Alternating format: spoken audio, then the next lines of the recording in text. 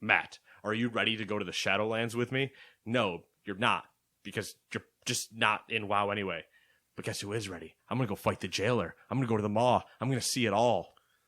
Sounds like a personal problem. You got that right. What's going on? The Huge, which happens to be the Gamers 2 podcast for July, what is today? July 10th. July 10th. Your weekly roundup of news and commentary related to the video game industry. And once again, anything else that might interest us. Scooby-Doo-Bop-Bop-Da-Da. Got Jazz hands. Formula One starting up. Baseball going to start creeping in. Maybe. That's, maybe. I like to think that it is. But let's be realistic in the world we live in. We got players opting out left and right.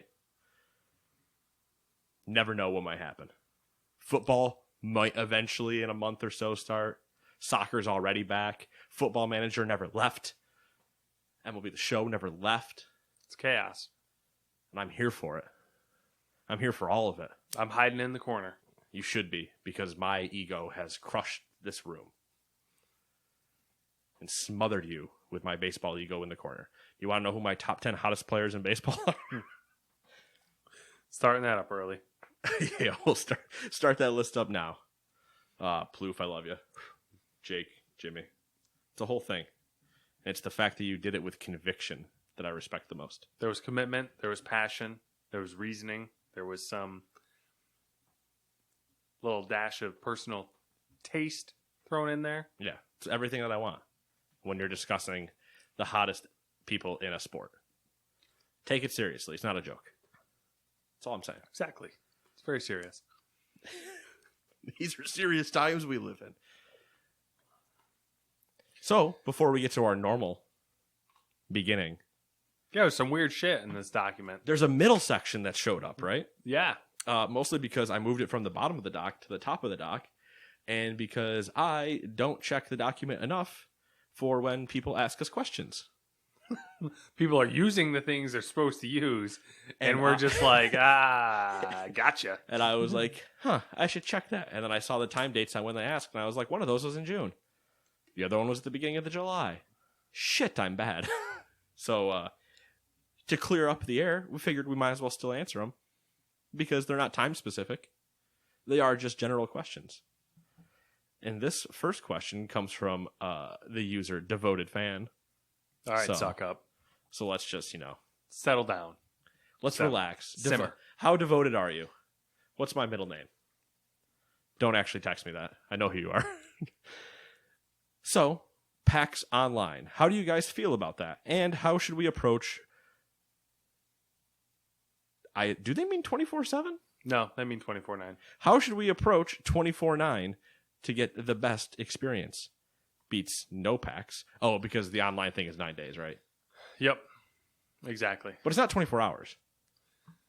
Yeah, I actually had to look into that too because it confused me. But yeah, that's. I think it's also.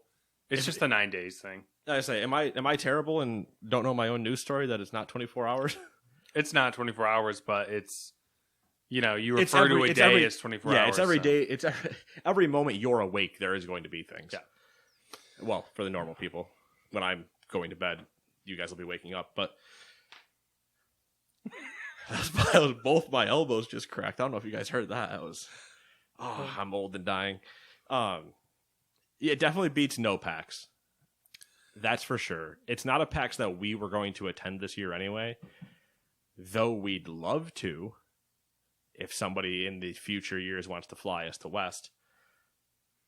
I'm in. Actually, you know what? It would have been the cheapest for us to go this year because it would have been the best scenario, except we would have been going to Seattle and been like, bring on the virus.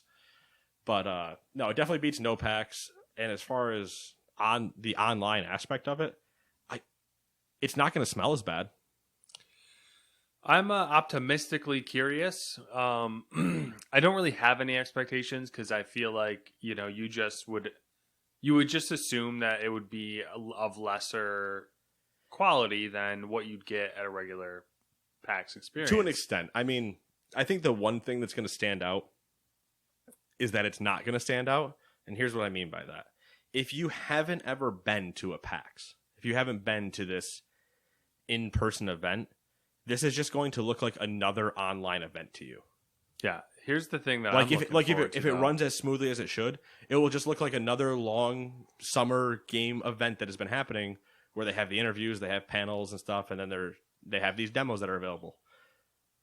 They're still doing panels, right? From my understanding, they were. So picture this. Okay. What's the thing that you dislike the most? Other people. You fucking nailed it. You took it and you nailed it into the ground and then stomped on its face. I would do that with some other people. No people in the panels. Here's the best part about the no people in the panels. You can just turn off chat. Yep. No interruptions. No interruptions. No person next to you that Is says heckling. that heckles or says racially insensitive things that you're trying to not murder in the middle of a panel because you don't want to get thrown out. Max just exploring the space. Doing cat things. He's just asking for it. He's like, I want attention, but this window seat seems to have great views of the mice beneath it. I'm talking about you. Don't give me that side eye. Anyway, so PAX Online. I'm excited to see how it's received. If it's bigger than I think it's going to be.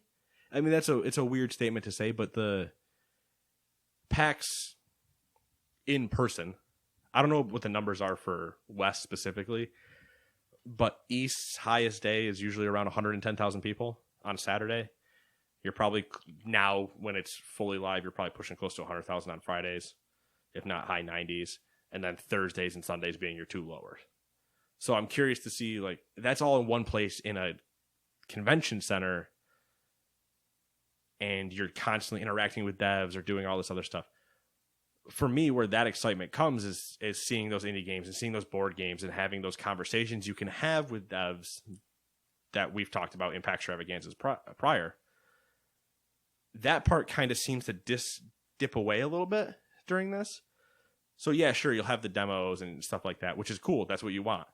But I hope some of the companies that would be putting out these demos and showing off are also actively like reaching out and trying to either promote themselves or have conversations with their community. If people are asking questions like, "Oh, what made you guys do this or this?" and you actually can have those conversations. I don't know that you can, maybe not, but we'll see. I mean, that's not up to necessarily a PAX thing. That is a developer thing, but yeah, I'm curious. I'm curious to see how it turns out.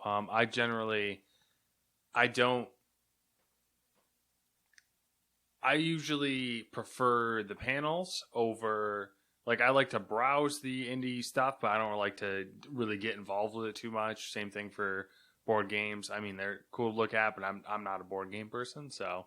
Yeah, the board game part comes from, like, Dewey and I, and especially more so Dewey when we can actually, like, have those conversations with some of the people. But the panel one is always I have, 4 panels that I almost guarantee that I'm going to go to if they exist. And then everything else is if it interests me, I'll check it out type of thing. And the same thing. I love to browse through the indie games, but I will sit down and play quite a few of them if they have a way. And sometimes the devs are super cool. Other times it's almost awkward and weird. So, you have to go with the bad. Yeah. The next question came from Donut. Freshly Frosted, coming soon. Wishlist on Steam, because it's a great game. This isn't from them, but I'm just promoting Freshly Frosted for no reason. Other than that, it's great. So Donut said, you guys have mentioned that British TV is better than American TV. What are some of your favorite British shows? I see you wrote an answer. So I did, because I know that once I was on the spot, I'd have a hard time coming up with things that I've actually watched that are British that I liked. Right. A couple caveats here. I don't watch a lot of TV in general. No, I mean, I don't think either of us really do anymore. Yeah. I do seem to prefer British style TV more than American TV because of the, like, what you get on the I want to say basic cable, but I don't even know if that's a thing anymore. Of your ABCs and CBSs and NBCs, like of their shows versus what I've seen of British shows that I think are on the same page, I definitely agree that I prefer the British ones. Like when you get to like the HBO stuff and Amazon and paid content or paid streaming services like that, that's not necessarily what I'm comparing. Yeah. Yeah. If that makes sense. So my short list of things that I have watched that I definitely would recommend watching. British game shows. Really any British game show. 8 out of 10 Cats does Countdown. Big Fat Quiz of the Year. Yep. Mock the Week. Would I Lie to You? Am I missing other ones? There's a couple other ones, but those are the top 4 that I think we have watched over and over. And I've recently been just binging random Mock the Week things because it's entertaining. Mm-hmm. I think there's 18 seasons, maybe. All right, so as far as shows go, like TV series, not really series, like maybe a miniseries, Sherlock miniseries, Luther. I don't know if you've ever seen that. It's got I haven't seen any episodes now. Yeah. The Crown, which is Netflix, but it's about British royalty and it's filmed in the UK. The Great British Bake Off is a classic. It's a classic. I mention it every time because I binge the new season when I go down and visit the parents for Christmas, because that's what you do. You go down and watch baking shows. And of course Top Gear, but more so the OG crew. Yeah, Jeremy Clarkson, Richard Hammond, and James May. What else was I gonna say? Anything BBC related is fucking amazing. So like any of the BBC documentaries are really good. I know objectively Doctor Who is very good. It's not my cup of tea, but my brother is a big fan of it. So, and then there's a bunch of Channel 4's Yep. game shows are usually where the comedy ones are. Yep. Doctor Who spin-offs. I know there's other shit that I watched that I just can't think of right now. Yeah. And I'm a big fan of their Formula One coverage. Yeah, Formula One coverage. So. Big fan of their soccer coverage. Imagine that. Yeah. Because who would have thought it'd be better than the U.S. coverage? Who would have thunk it? Yeah, that basically covers everything for both of us. So we shall move on, Matt. Move on we shall to perhaps newer things. One could even say new releases. Of what? Of video games. What? That this podcast normally talks about once we get there. Do it. Number 1, Catherine, full body for the Switch. Not half body, full body. Number 2, Superliminal for the PS4, Xbox One, and Switch. Crosscode for the PS4 and Switch. Bloodstained, Curse of the Moon 2 for PC, PS4, Xbox One, and Switch. Deadly Premonition 2, it exists. Deadly Premonition 2, A Blessing in Disguise for the Switch. If you don't know what that game is... I saw alligators or something. And there's a whole thing. It's a game. F1 2020 for the PC, PS4, Xbox One, and Google Stadia. F1 2020, Matt. Or you go vroom vroom and vroom vroom. Just shake your room. I don't know why I went to that that song. Number 7, Sisters Royale, 5 Sisters Under Fire for Xbox One, and Sword Art Online. Alice size. It's impossible. It's supposed to be Alice. Alice size. Alicization? Yeah, that's good. Good enough. Lycoris. Sure. For Sounds PC, good. PS4, and Xbox One. Welcome to Sword Art, where everything gets harder to pronounce. You're not wrong. Anime. Oh, yeah. I don't know why I'm bashing Sword Art. It's only had, 19,000 episodes? Yeah. 800 billion. Not really 800 billion. I mean, it's 800 something. Yeah. There's games. There's movies. Comics, I think. Manga. Yeah. Oh, sorry. Be careful. I don't need anybody coming after me. I apologize. So there's this. What is it? So there's manga, which is Japanese. And then there's hentai. Not hentai. Is it? It's Shawarma? No, it's not shawarma, but it's like fuck, what is it? Schlongberg Sachs. It's like It's a bank in GTA. is it a Korean manga? It's like a different word, but it's like Korean. Sure. And that was a new one that I heard about the other day, and I was like, oh, this is a whole thing now. Like, oh my god. I'm happy I'm not having to keep track of that.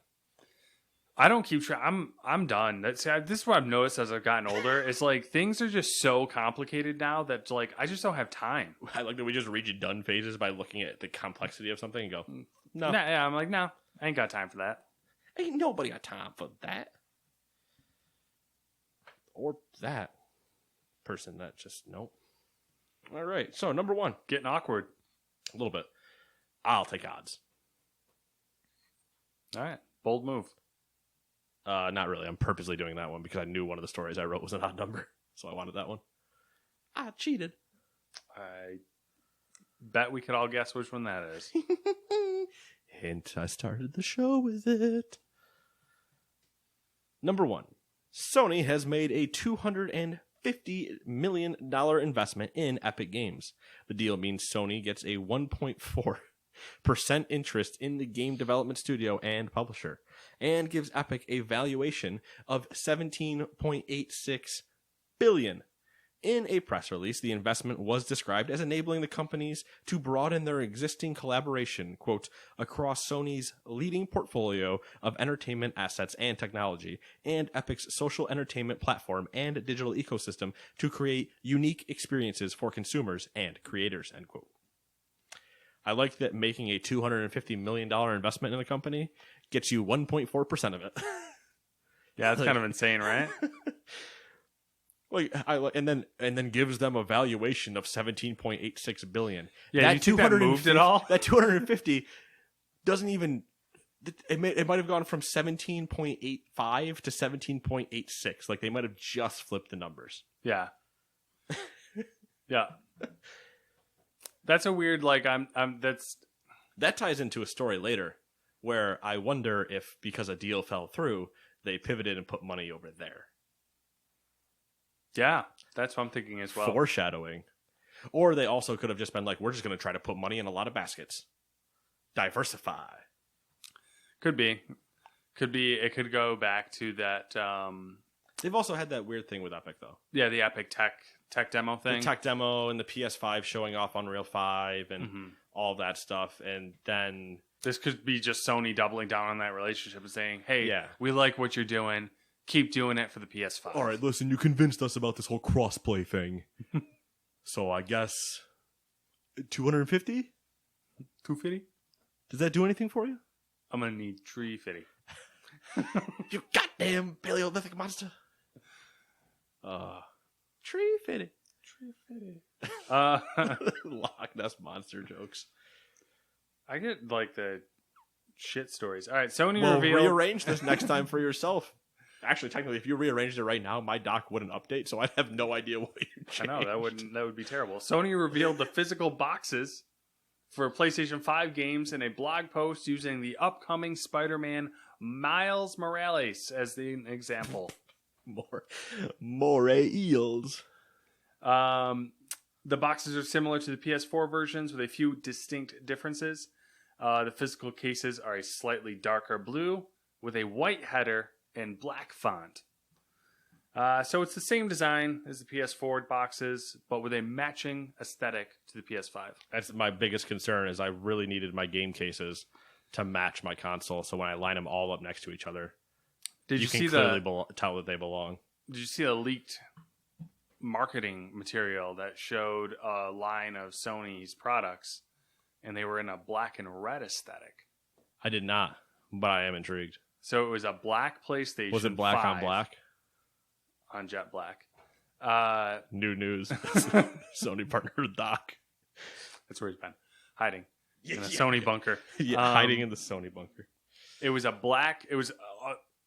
The PS5 was among a bunch of other Sony products, like their TV, cell phones, all that good stuff.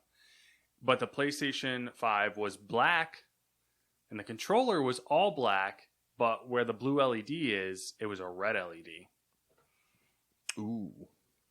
So That's just what happens. That's the PS5 red ring. yeah, The whole console changes colors. it's its red ring of death. Yeah. That would actually be epic. I think it'd be really cool if the LED lights on the PS5 are RGB instead of just blue. r/Battle Stations just loses their Yeah, mind. it's just like meltdown. They're Yeah. like, oh, PC Master Race, what? They're like, but can I put a Hue controller in it so it matches? Like if they did the Hue controlling stuff where your PS5 gave the ambient lighting of the game. GTA 5 The online. whole console's flashing when the cops Flashing are after red you. and blue. Somebody just looks in your house and it looks like there's a rave going on because you just have the cops after you on GTA. That'd be great. That would be. I would be okay with that. Yeah, because I would purposely just play everything in the dark at that point and piss everybody off. Everybody being myself. I'm the only one that's here. You got Max.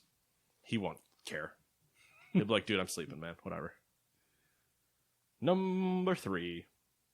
EA has partnered with TBS to produce a new reality competition show centered around The Sims called The Sims Sparked. Do you understand his name at all? No. The Sims Sparked will feature 12 contestants, all online personalities from the Sims community, competing in various design challenges within The Sims to impress a panel of celebrity judges. The series will debut on Turner Sports E-League on July 17th and continue over a total of 4 episodes that will air on TBS on Fridays at 11 p.m. Big time slot, that Friday 11 p.m. slot. Apparently. Okay, this is the thing. I saw like tweets of I think it was creators that are supposed to be on the show and stuff, and I did a double take and went, wait, that's actually not on Twitch. That's on TB. Huh. Okay. Going back to our previous question where we said, are British shows better than American TV? Well, you know. There you have it, folks.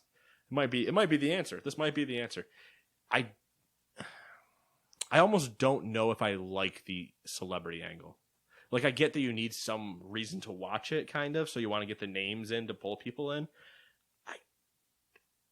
It depends on what the celebrities are. Like, if HGTV did this show, I don't think I would react as weirdly. Does that make sense? I guess, but like, If you're doing house things and whatever, and these designs... oh yeah, that makes sense for like, sure. Put it on HGTV where they every other week come out with a new couple that sells crayons and waxes beavers for a living, but wants to buy a $2 million house.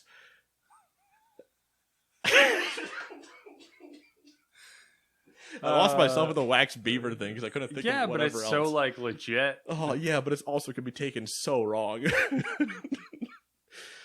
But like there's those shows or like the constant. We're a couple that is renovating our town and blah blah blah blah blah blah, and it's like, okay, we have people just building houses in Sims. Would you like to judge them? Seeing how you're on all these other shows, you want to take a break from remodeling the entire neighborhood and look at some online shit? That would make sense to me. I just TBS, and they're gonna be like, I got Pitbull checking out my house. Yo, dog, you listen, your pool MTV Cribs not big enough. I gotta get a pool in that pool because I'm exhibit. I don't understand how this made it to this stage. Like, I don't understand how this show was made. What producer, what director, what executive was like, this is a good idea? No one. They're all high. They're all high. Okay.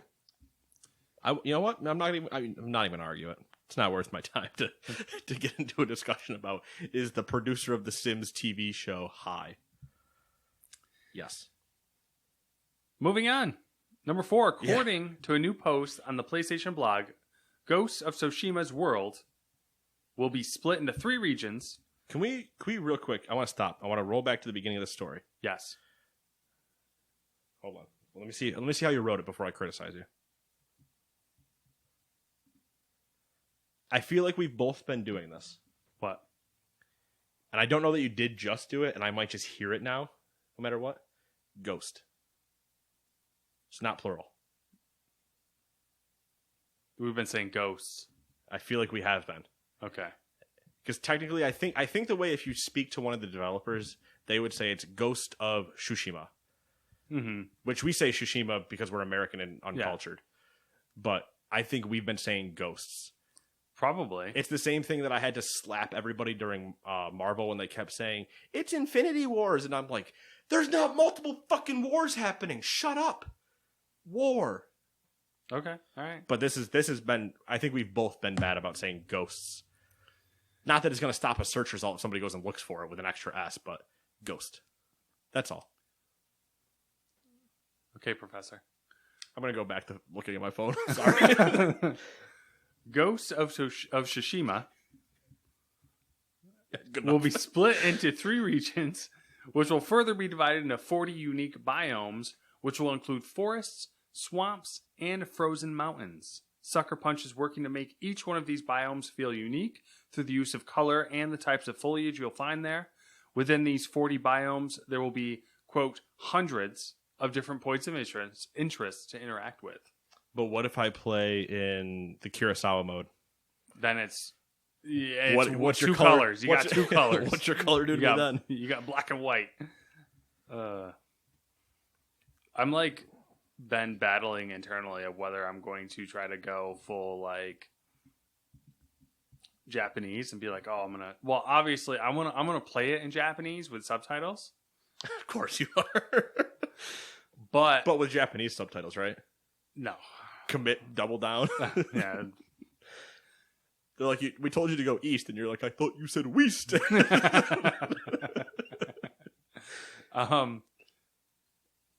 I can't decide if I want to go play it in the whole like Japanese film style, like oh yeah, the Kurosawa mode. And is that what they're calling it? I don't know if they're calling it Kurosawa mode or if they're calling it black and white inspired by Kurosawa. Yeah. But they've attached his name and I think have his approval to do that. His estate gave them the approval. I did see that. Yeah, I say him, but I'm pretty sure obviously it's his estate. I don't think they dug him up. Reanimate him. Hey, just nod real quick. How do you feel about this video game? What's a video game?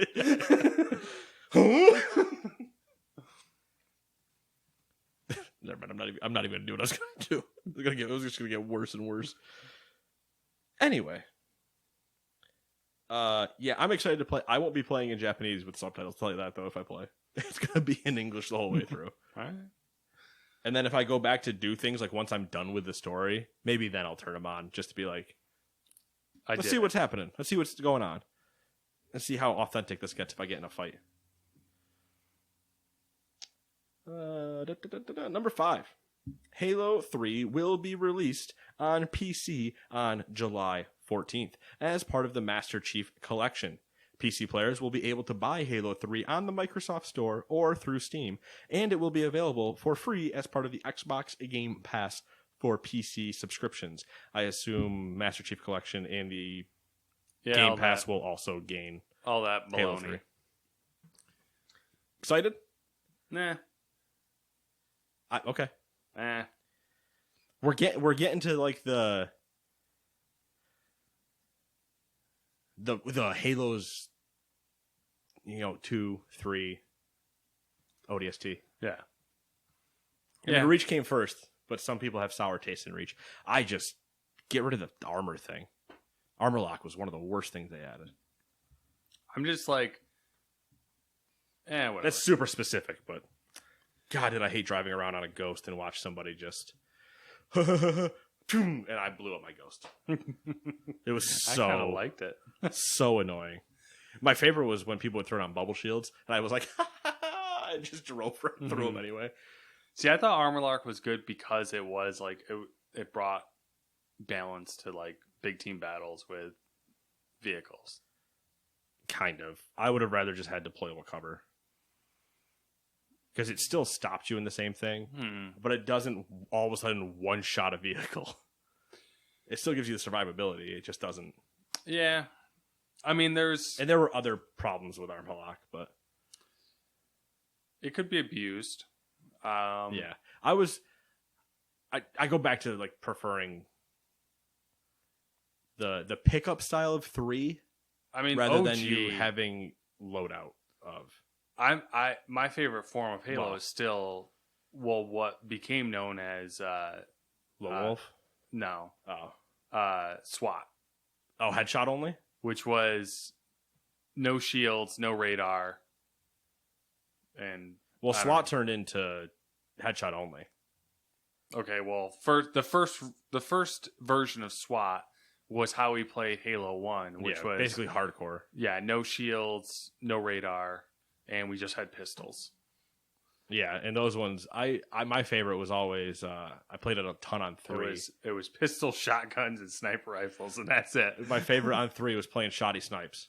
Yeah, and Shoddy Snipes on the map that one side spawns at the base, one side spawns on the beach, and you're fighting like uphill. Yep. I don't remember what the name of it was, but that was a Shoddy Snipe map for the playlist.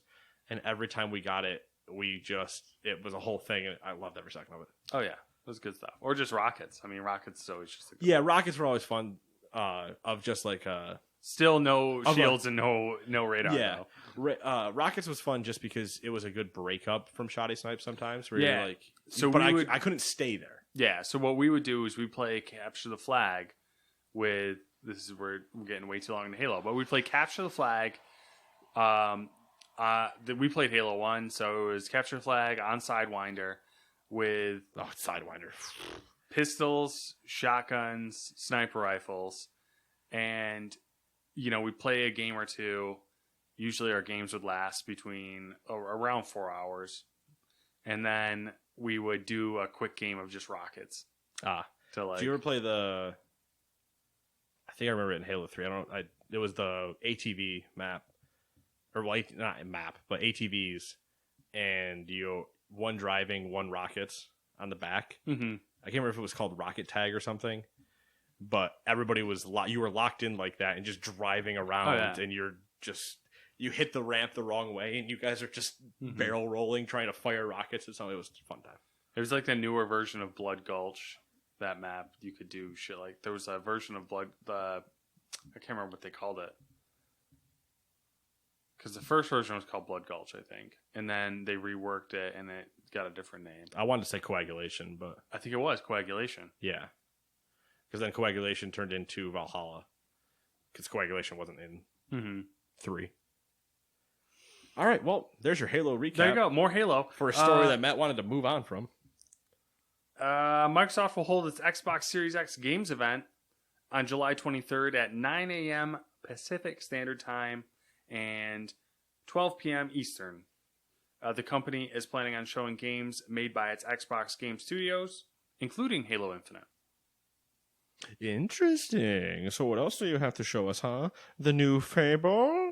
You fucking better, you the bastards. New Forza? I'll take it.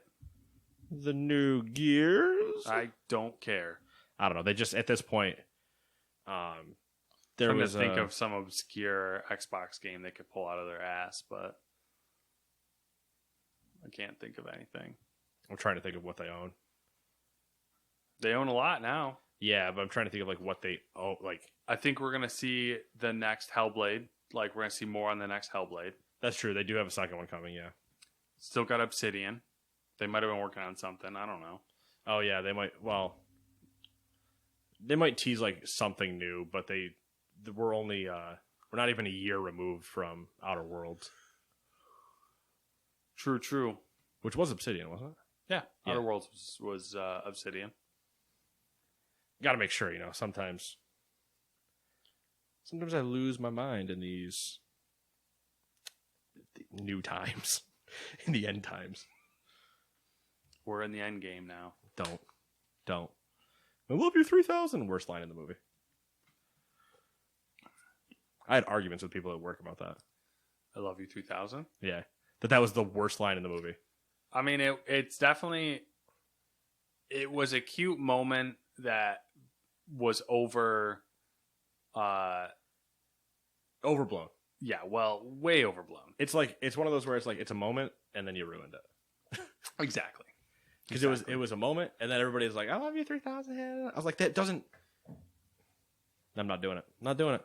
I'm not going there. You're saving it. You're saving yourself. But part of the problem with the killing it or like overuse of it was that they started using it in the trailer. So the movie voiceover guy was like, "You'll love it 3,000," and I was just like, "Stop it right now! You don't say that. Don't tell me what I'll do in a stupid quantification statement." Number 7. The trailer we forgot to watch. A new Test Drive Unlimited game has been officially announced. Test Drive Unlimited Solar Crown is in development at KT Racing, the French studio best known for the WRC series and, more recently, the TT Isle of Man games. It'll take place on an open-world island that has been, quote, recreated at a 1-to-1 scale, end quote. This makes sense probably why, when I was writing the doc last week, randomly there was a Test Drive Unlimited story that showed up, if I remember me telling you about that. Mm-hmm. But it was tagged from November, and then there was no update that I could find in it. And then, well, here we go. Yeah, here it is. I was curious because one of the games that made me kind of fall in love, my first racing game that I got really into was Test Drive 5 on original PlayStation. Okay. And I'm curious. Just curious, because, I got a fondness for it, nostalgia.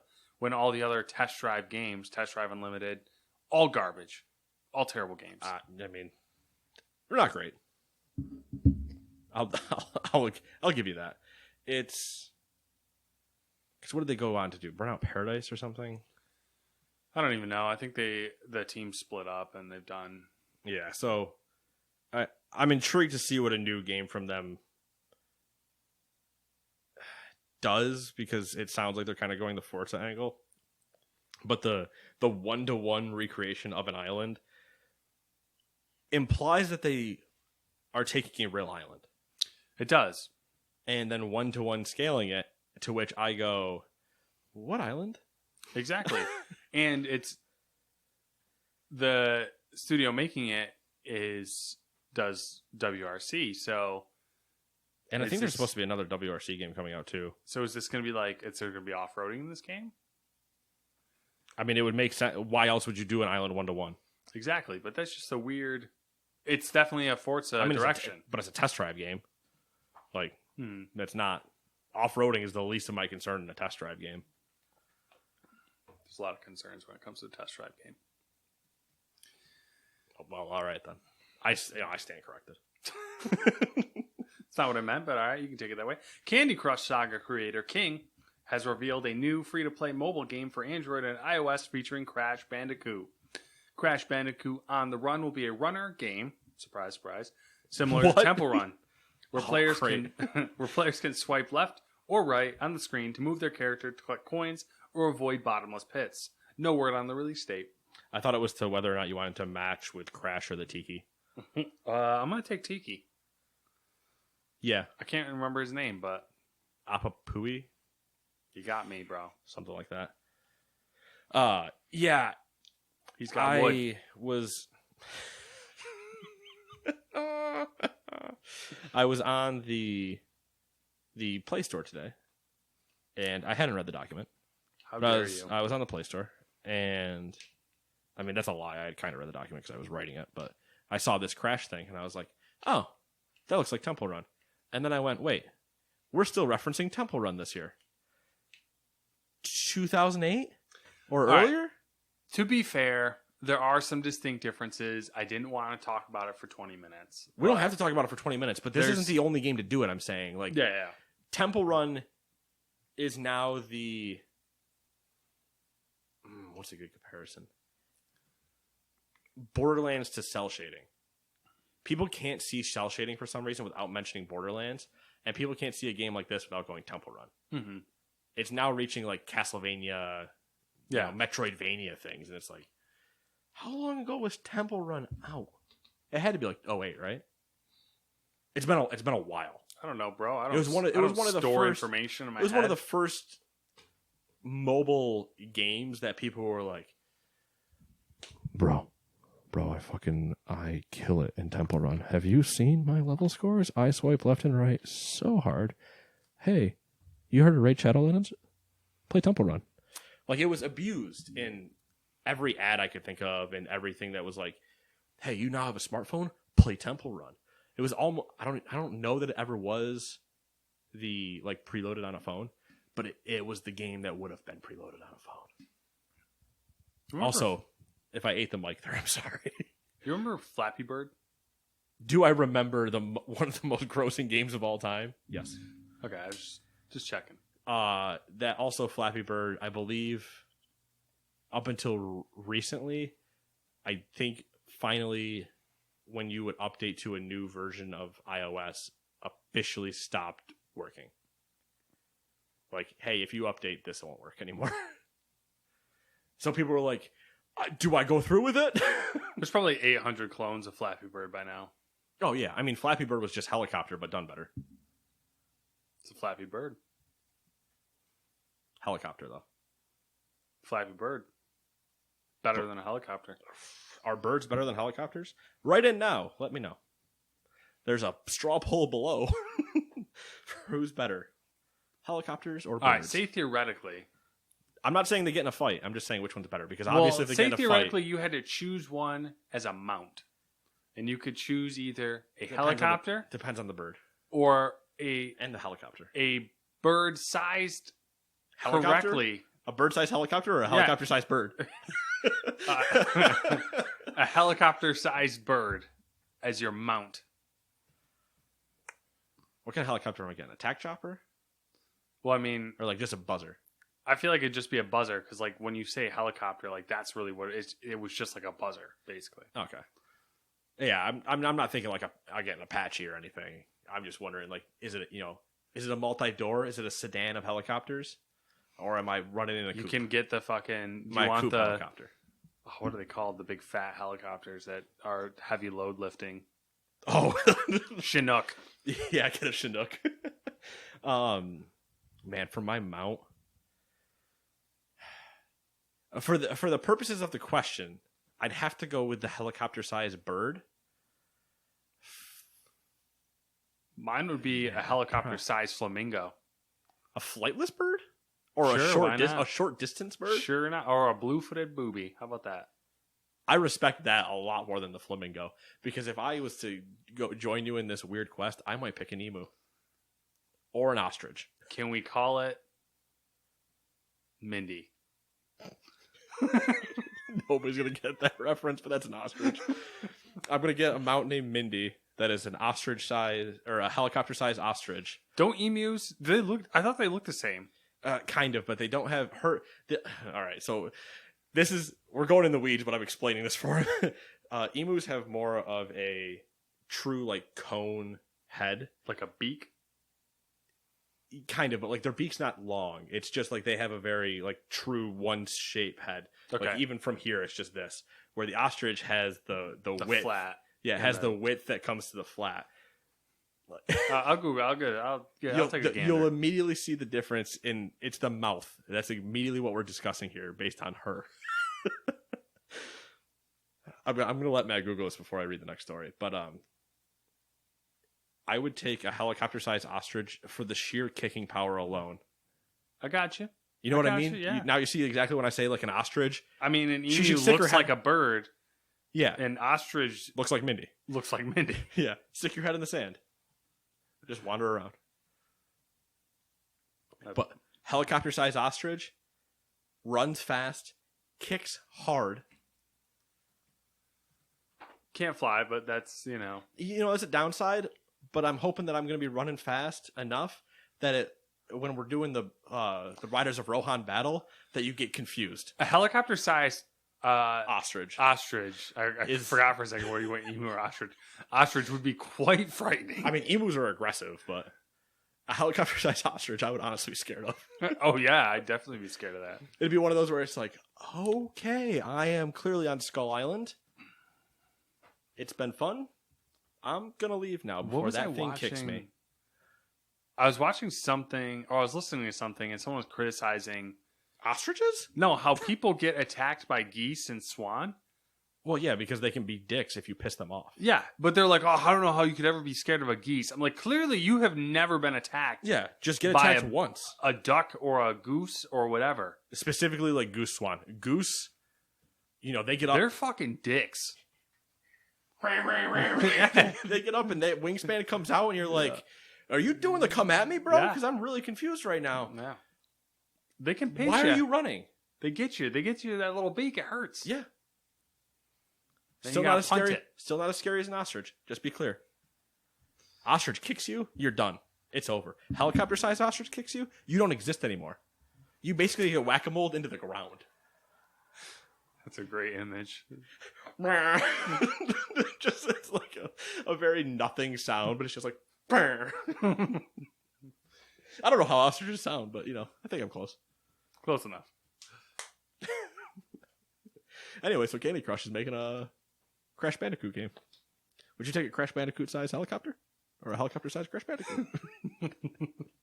Number 9. According to VideoGamesChronicle.com, a site that Nate's never heard of, Xbox has told developers that they cannot charge players to upgrade their current-gen games to Xbox Series X versions as DLC, as an alternative to its free smart delivery program. To sum that up for you layman's, Xbox told developers to fuck off trying to circumvent smart delivery. Yeah, so the long version of this story, which was too wordy and too complicated and grain of salt territory. I simmed it up for you. Simmed it up. I shortened it up. I don't sim things. Except Football Manager. That's a sim. Sorry. The gist of it seemed, because they went into detail about how like Microsoft's like, oh, you can do this, this, and this if you want to in lieu of smart delivery. But essentially, Microsoft doesn't want you charging full price for both games. They're like, you can give both games in a package deal for less money than it would cost to buy them separately. And you absolutely can't do it as DLC. Whether that's true or not, yeah, who the fuck knows? On a site that I don't know enough to say 100% that I back their credibility. But it makes sense if Microsoft is continuing to have their good guy approach to this coming generation of, hey, could you not be dicks to gamers and try to milk them for every penny they have? Yeah. We'd appreciate it. Yeah. Because we also want those pennies. Yeah, because we want the pennies. You sons of bitches trying to take my pennies? I'll kill you. Speaking of... Picture giant Microsoft with like all of its money bags. It's one of those easy political cartoons. Microsoft just bought a pile of money just slapping around indie devs for trying to steal a couple pennies. Like, no, you stop that right now. Speaking of... Somebody let the kids out. Get back into shut this. Speaking of companies that are trying to steal pennies, Chinese tech giant Tencent... They're not trying to steal pennies. They're trying to steal data. There's a difference. is in exclusive talks to acquire Leiyu Technologies. You might remember us talking about them. The Hong Kong-listed game developer announced on Friday. We recently talked about Sony being interested in buying Leiyu. Sorry, I lost my place. But now Tencent Mobility, a Tencent subsidiary, have entered an exclusivity agreement with Leiyu. The exclusive part means that for the next 3 months, Leiyu are not able to negotiate with another buyer while the Tencent talks happen. The move looks as though Tencent Mobility intends to buy Leiyu and make it private. You almost made it through the entire episode without a giant flub, and then you got to that one, and I have like cotton mouth going on. The end started coming out. So this is the story we were discussing earlier when Sony has now been kicked out of the Leiyu negotiations as they were looking to buy them, and then went epic. I'll give you guys $250. It's almost like somebody was given a budget of $250 million. They're like, all right, cool. We'll go for Leiyu. No? All right, cool. I'll take the rainbow sherbet. Daring today, are we? Oh. Yeah. I like hikes. Oh, very adventurous. And dogs. Ooh, daring.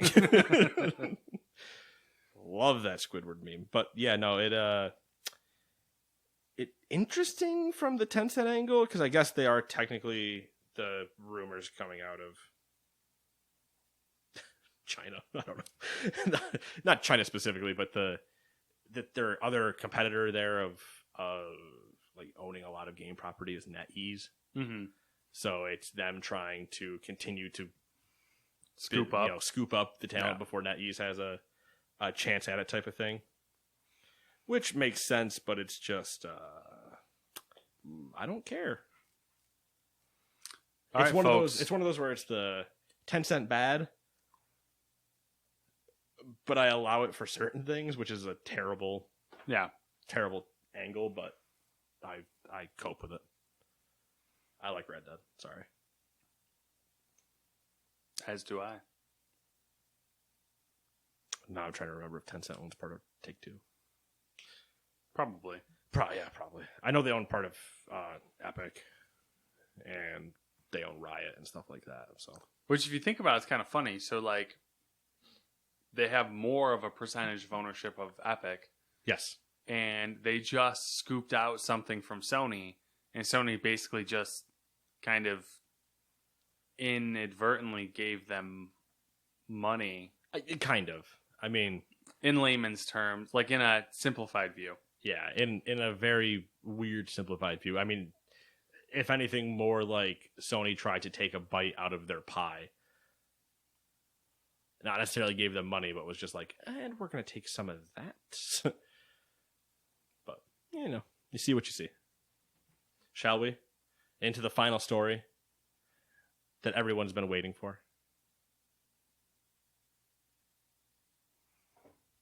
I don't know who everyone is. Mostly me. Number 11, World of Warcraft Shadowlands had a developer update on Wednesday. I'm going to try to run through my key highlights from what was shown. And if you want to watch the live stream for yourself, it's on YouTube and it's about 45 minutes long. Depending on which video you find, you might see that it says an hour and 20. For some reason, people go live and then don't cut their videos down. So there's 45 minutes of nothing. And then there's, I don't know, give or take 5 minutes on either side of the stream that you can probably cut out too. The recap that I'm using for the most part comes from Wowhead. I edited some stuff and put some other stuff in. So, beginning of the stream, we got the collector's edition was shown off. Cover looks pretty sweet, I thought. Nice artwork done. It's the physical collector's edition, so I'm not going to own it. But I did just want somebody to like sell me just the cover. Like if somebody buys it, just cut their cover off and give it to me. That probably ruins your collector's edition, but I like the artwork. Also comes with an art book. Cool little art book for the art of the Shadowlands. Mouse pad. Get a sweet mouse pad, bro. Too small. Once again, too small of a mouse pad. But. Yeah, it's not the extra large that we love using. But the image is just the same. Shadowlands Ice Crown broken thing that we've seen since the trailer. It comes with pins, and it comes with a soundtrack, or a key for the soundtrack. And then it also comes with all the digital things as well. The pins are one for each of the covenants. Other good news, the beta starts next week. So by the time you're listening to this, potentially the beta has started. So watch for more stuff like that. Here are some stats that Ian Hazacostas, the game director, read out from the alpha. During the alpha, there were over 800,000 quests completed. There were little over 2,100 people to complete the Exile Reach, or 2,100 characters at least, to complete Exile's Reach, which is the new starting area. I believe he referenced on the Alliance side. I don't know what it's called on the Horde side. If not, maybe the same thing. That's the 1 to 10 area. There were a little over 62,000 Torghast runs. Torghast is the tower thing that we've talked about before, where it's almost the roguelike tower that you go up in levels through. And roughly little over 11,000 of those ended in Terragru deaths, which I assume is the people trying to kill you in there. Point me. I'm surprised that ratio seems low. It probably is. But it's also probably like we haven't given you the true, like what the final version of this will look like of scaling difficulty and actual death percentages and stuff. Like, hey, figure this out before we really turn it up type of thing, maybe. Also, there were over 64,000 in-game bugs reported. And they said their internal Q&A team narrowed that down to roughly a little over 1,600 unique bugs that they were tracking. Oh, nice. So, good amount of bug reports, but still, at 1,600 unique ones, you're still got a lot of work to go. I don't do Q&A, so I don't know what a true good, bad number looks like. Like 1,600, maybe it's not that much. Depending on how many people you have on QA, but it seems like it's a lot. It's a high number. I mean, for the scale of WoW, though, you know. Yeah. And it could be stuff like a misspelled word or something, too, I guess. Yeah, I don't know. Like what they determine as like a what, like what a true bug is versus when they say unique bugs and it's like, okay, there's a misspelled word. It's like, does that get counted in the 1,600 of like actively tracking? Because that just is a note back to one person, be like, change that letter, please, thank you. Move on. But either way, I don't think you consider spelling a bug. I think you consider like, I clipped through this wall, I fell through the floor, I had this interaction, blah blah blah. When I was playing ESO in beta, and I ran out of a tent and got stuck on a rope and couldn't move at all, filed that one because that's a bug. Tried to file a bug with Blizzard the other like a month and a half ago, because I fell through the world, and I was like, "There's a spot where I could clip," and then I couldn't recreate it, so I didn't file it. Anyway, let's move on. Good news on Torghast. Torghast is no longer going to have a cap, and they're going to figure out the best way to do it. The best way to do it, meaning. Before Torghast was supposed to be, you had an X amount of like keys that you could go into for the week type of thing, and you were going to be limited on how many times you could do it. And then they're like, never mind. Clearly, you guys want to play here, so we're just going to remove that. And then the figuring out the best way to do it is they're like, we're going to have to rework and kind of think of how we do loot in there with no cap, but we're going to stay with no cap and try to figure that out. Which that's what I was hoping for, was no cap. At the same time, I don't necessarily hate a cap on it, just because, you know, okay, cool. I know I have 7 to get done this week or something like that. Cool, Todd, let's bang out 7. Well, now it's like, hey, what are you doing? Nah, I'm not doing anything. Want to run Torghast? Okay, cool, we'll do that. And then we can just plow through and do as many as we want. I'm hoping Torghast is great for me. You get to choose one of 4 covenants at level 60. That's not news. That's just more of a precursor to other things we're going to discuss. Soulbinds are a new thing, and they will allow you to bind souls, hey, get it, with NPCs in your covenant, which allow you new passives or powers based on who you bind with. You can socket conduits into your soulbinds, similar to the way relics worked in Legion. So I kind of showed you this a little bit. You have X amount of people you can soulbind with in your covenant. They have their own little talent tree of sorts that you go down and make choices through, and then they have sockets in there where you're going to drop in almost like gems sockets into those that also change how things work and stuff like that. A lot of potential character customization in your playability, if that sentence makes sense. If you're getting what I'm putting up. Let's just move on from that butchering of a saying. Renown is a new weekly objective. You gain renown by going into the maw and rescuing tormented souls, or going into the world and collecting anima. Apparently, not an open-ended grind, which that alludes to a cap, and probably weekly and at least an overall cap. It's also supposed to have a catch-up system at start for alts and such, so you never actually have to be behind, in theory. So hey, I've been playing for 3 weeks. You wanted to give it a shot. You don't have to necessarily be behind me in that category, hopefully. And that makes it really nice for alts. I hope the catch-up system is real and not just them, saying things. Show me the money. Show me that you'll do it. Each covenant has a unique feature. For example, based on the background of the Venthyr of hosting grand galas, the Venthyr has the Ember Court. You can head out into the world and collect guests, figure out what will make them happy, and if they're happy, they may give you a token of loot. So, these are the sanctum things. The idea with the Venthyr is that they throw badass parties. This is just the way Ian describes it is this is just a side thing to do to give you more things to do type of thing. But he's like, you're not gonna go stop the end boss by throwing the most badass party here. It's just a way for us to tell more story and to give you a little something to do. And hey, you might get some loot out of it. For the Kyrian, it's the Path of Ascension. You can use a soul mirror to control a soulbind character like Pelagos and enter a boss rush-like event. For all you boss rush lovers. Not usually big into that, but hey.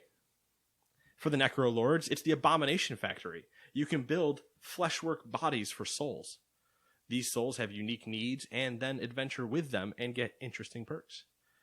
So you find a soul. The soul needs a body. Build the body out of flesh pieces. Put soul in flesh pieces. New friend. Sounds like real life. What's Matt been doing in the basement? For the Night Fae, it's the Queen's Conservatory. The Queen's Conservatory is they describe it as like a garden of souls type of thing. So you plant souls, you germinate them, and you give them water and magic and anima, and you're like, I grew souls! He attributed it to the farming part that used to be in Mist of Pandaria. He's like, kind of similar. If you remember that, similar to that. And I was like, I'm listening because I spent way too much time there. So I'm listening. And when Todd and I watched this, he was just like, I might pick them based strictly on that. I love that farm. It's like, all right, well, hey, you got a reason to choose. The mission table evolved, so now it's less of a matchup game where you're just like, these have this thing, I match that, cool, done. It's more of like an actual kind of RTS that happens. So you can kind of see it actually play out, no longer just a coin flip type of thing. Coin flip matchmaking thing that it is now. And the mobile app will be updated to work right at launch with it, so makes sense. New dungeon got shown, the last new dungeon to be shown, the non-linear Theater of Pain, described as a battle royale. He used those words, but not in the way that the game currently uses it. The way that gaming uses battle royale. Like, you're not going in against other players or anything, but it's the environment around that place is that I don't remember where you are, Maldraxxus, so you're the Necro Lords, are supposed to be like the military might of the Shadowlands, and they have a constant battle of trying to prove strength and stuff like that. So you're in there. New area, the Maw. The Maw you'll be able to explore, collect precious artifacts, and make things a little less dangerous. The Maw is more sandboxy, similar to like Mechagon or the Timeless Isle or Firelands Intro and stuff like that, where you're not going to open your map and have a clear direction or see world quests or whatever. You're just going to kind of have to go out and explore and see what's going on and read forums when everybody says, just go over there and do that. And you're like, oh, all right, that makes sense. Also, you are not welcome in the Maw. Everything hates you. I think Ian's exact words were, everything rejects your presence. I was like, that's interesting. How fast can I die? He's like, yeah, you run around and you kill maybe too many big enemies or like named things, or you're doing too much in there, and the jailer will just slap himself down and be like, that's it, you're out. So he's like, just trying, your whole thing is to make progress but not catch the eye of the jailer. And I was like, interesting idea. We'll see. Things to look forward to coming up in the beta. Castle Nathria raid testing, Mythic Plus testing, Legendary rune crafting. No longer is Legendary is going to be the RNG problem that they were in Legion. Now you will actually meet a vendor who you can craft specific legendaries that you are looking for from them. Covenant campaigns. So once you hit 60 and you choose your covenant, that will unlock a full campaign with said covenant. But those are only available once you hit 60 and choose. Now they're going to have focused PvP testing, character copies, and end-to-end testing, and then polish, iteration, and tuning, as we would all expect. I'm still excited, but I get excited around every new expansion regardless. Like, I was still excited for BFA, even though I knew that there were going to be story problems going into it. But I'm always going to get excited for new WoW expansion just because I'm reaching the time where I'm like, ooh, what do I do in WoW now? I want the new, give me that new fix. Tap into my veins. Chasing the dragon. Never catch the dragon, man. Did I see that they're going to make gender changes free? There was talk that they didn't mention it in this, but there's been talk that in I believe in the barbershop where you can change your appearance and everything, they were just going to allow you to also change gender there too. Mm-hmm. Makes sense. Don't know why that would be I know why it would be a big deal, but I don't know why it wasn't there in the beginning. Yeah. Because the only way to do it before was to pay for a character change. Mm-hmm. And it's why can I not just... It doesn't affect gameplay at all. Why can't I just switch? Yeah. So it's not like the males have one racial ability and the females have another one. No, the race has the same. It's just a character model. Yeah. So I never understood, but if that does come to actually be a thing, cool. I don't know. I'm trying to think if I have any that I would switch.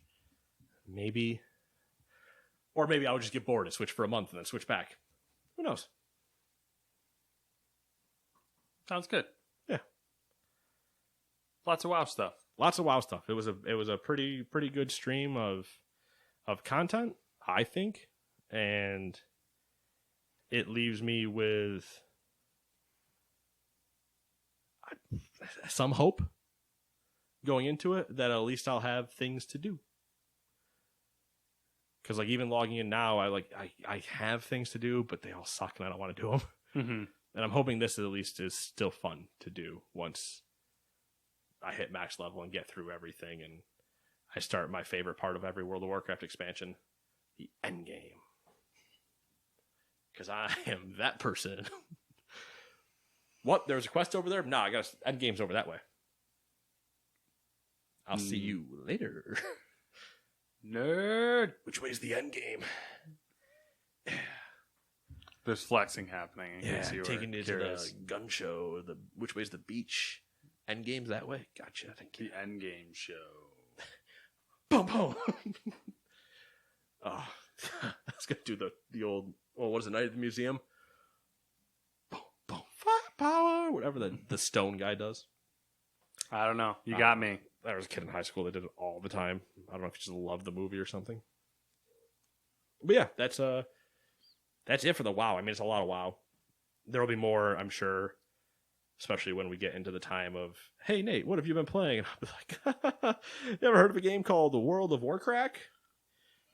I'm addicted. What do we do now? What do you mean? Now we can finally play the game. So, I mean, yeah, it's, I don't know. I always teeter on the line of saying it's my favorite game of all time. But it is? It's a hard one. It's hard to justify, or not justify that, but to, I don't know, quantify it or qualify it with other games. Like, I love Red Dead. I loved Halo 3. I have special memories of Saints Row 2. But I never don't go back to WoW. I mean, it's safe to say that you probably had the most time invested in WoW. Oh, that's not even close. Not even close. I don't even want to know what my time is in WoW. And Todd, if you're listening, don't go look. You're going to only hate yourself. Your time is worse than mine. So, it's definitely the most time investment. It's also definitely the most money investment. But I've enjoyed it, so it doesn't really hurt me that way. But I always go back. Every time there's a new expansion.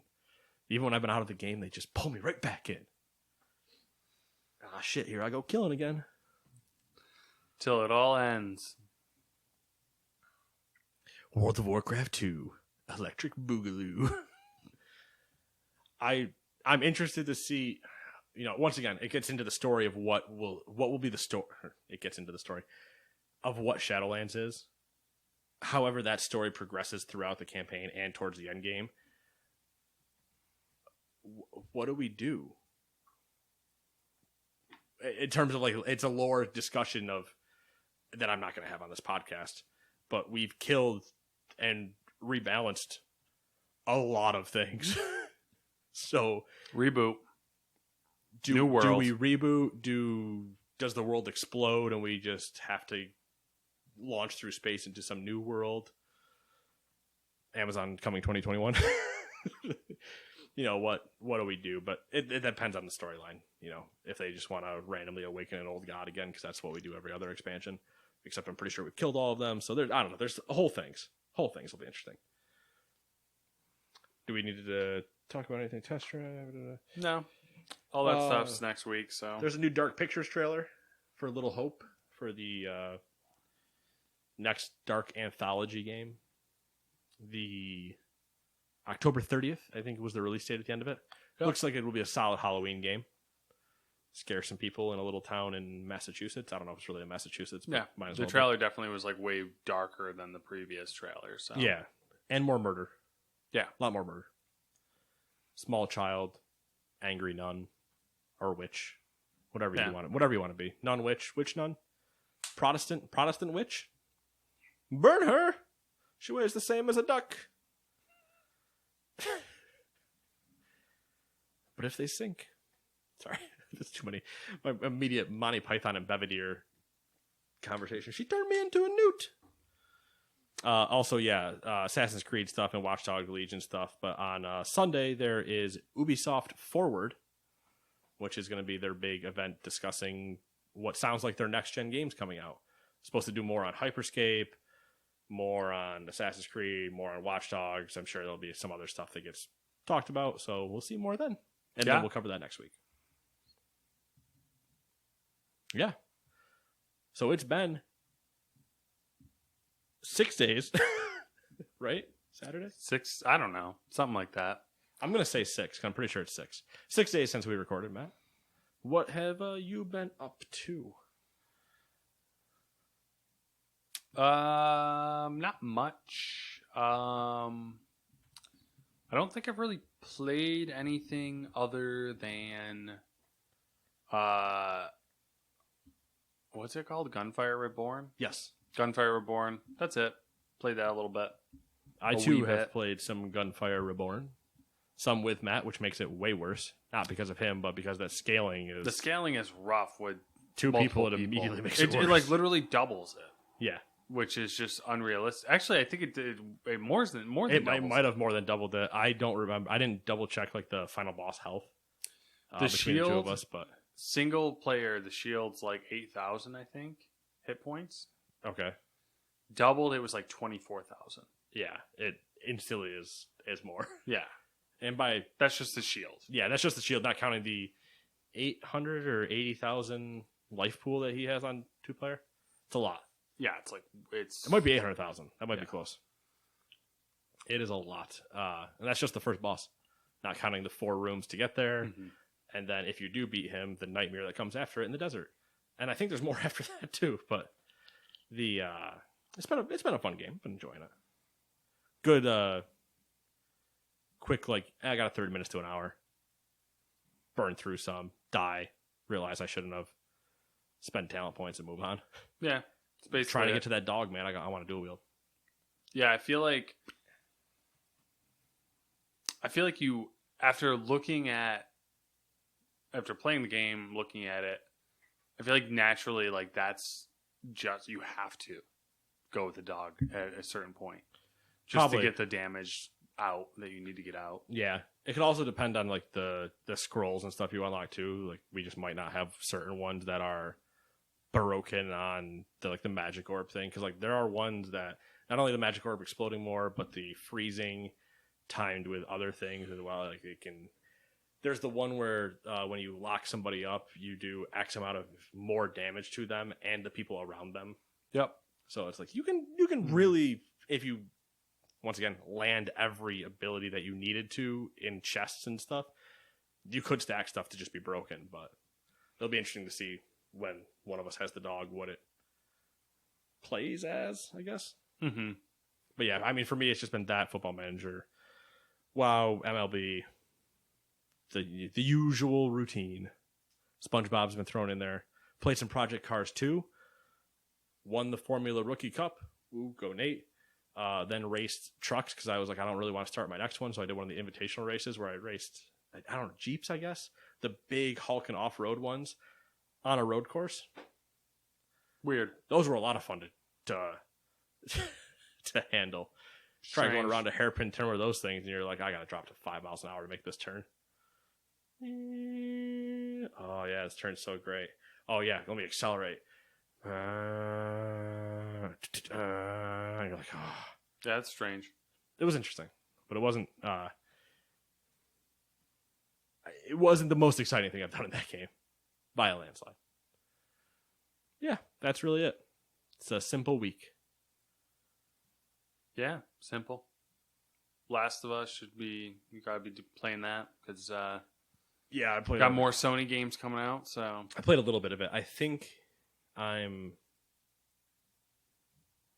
a little under halfway through, based on what I hear other people's hour completions are of like 30 hours. I'm in the 13 range, I think. So almost the halfway. Yeah, it's gonna be rough trying to get that done before. Yeah, trying to get it done before Tsushima. Yeah, it's one where I say I don't want to sit down and burn through it, but I do. But I also, it being downstairs, there are times where I'm like, I just want to be on my PC and do things, and I can play WoW and do other things, and it's like, I gotta sit downstairs and sit here for a bunch of hours to fit. And yeah, sure, I could bring my PlayStation up here, but that doesn't solve the problem. yeah. Then I lose a monitor, and it's a whole thing. It's work. I have to put it back downstairs and rehook that. Too much work. But yeah, that's the podcast. Gamers 2. Yeah. TOO. G2. Not the esport team, though. That is a problem I have realized. Don't worry. But yeah, we'll see you guys hopefully in 7 days. Yeah, next week. Should have some interesting things to talk about. Ubisoft will definitely give us some interesting things to talk about, and you can listen to Nate complain that Valhalla looks like Odyssey. Fucking sailing. Bye-bye.